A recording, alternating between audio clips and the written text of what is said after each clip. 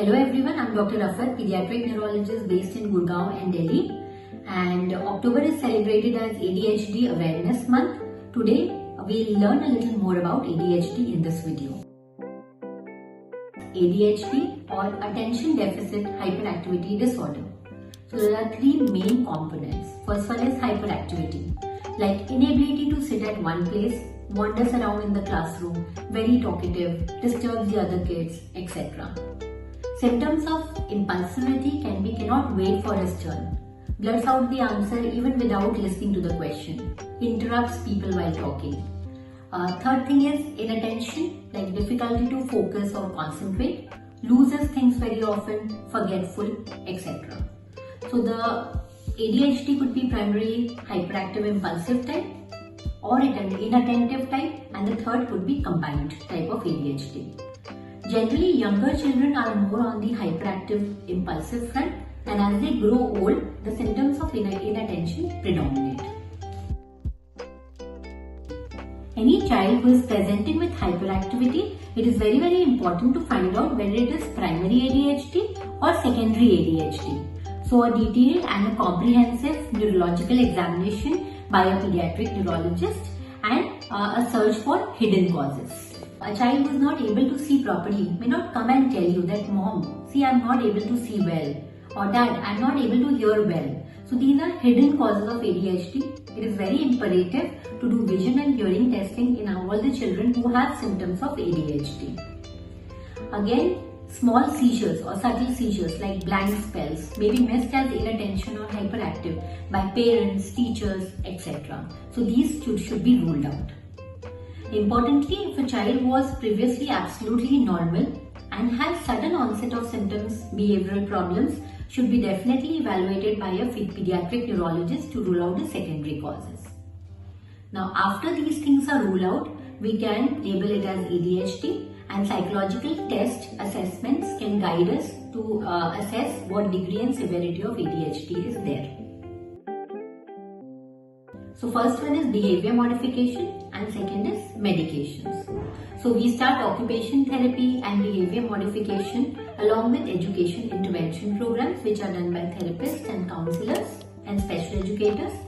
Also, school-going children may require additionally medications apart from behavior modification or education intervention program.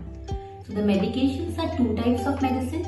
One is stimulant category of medicine and the other one is non-stimulant category of medicine. Now, as soon as we hear the word medicine, many parents are like, "Doctor, will my child get addicted to it? Will he get habituated to it?" So let me just tell you that there is a big difference between addiction, habituation or need of the child. So if the child needs the medication, we cannot deprive him of the medication. Untreated children can have various other problems other than academics, like they are more prone for violent or aggressive behaviors, disruptive behaviors, more prone for accidents, adults are more prone for addiction, job loss, etc. So ADHD is mostly a lifelong condition and very few kids outgrow ADHD. First is accept that there is a problem and seek an expert opinion. Behavior modification is the key. So organize your home, child's room, shelves, etc. Follow a structured routine or visual timetable. If you're doing assignments with your child, break the assignments. Give the flexibility of moving around. You can use an alarm clock to prompt the child before the time is about to get over. Also, seat him away from distractions like window, doors, balconies, etc. so that he doesn't get lost. Creating positive opportunities for the child so that it boosts his self-esteem. Praising the child a lot for his positives is very important. Also, involve your school. Talk to your class teacher about ADHD and how they can help your child in the classroom. Classroom modifications and adjustments are also very important.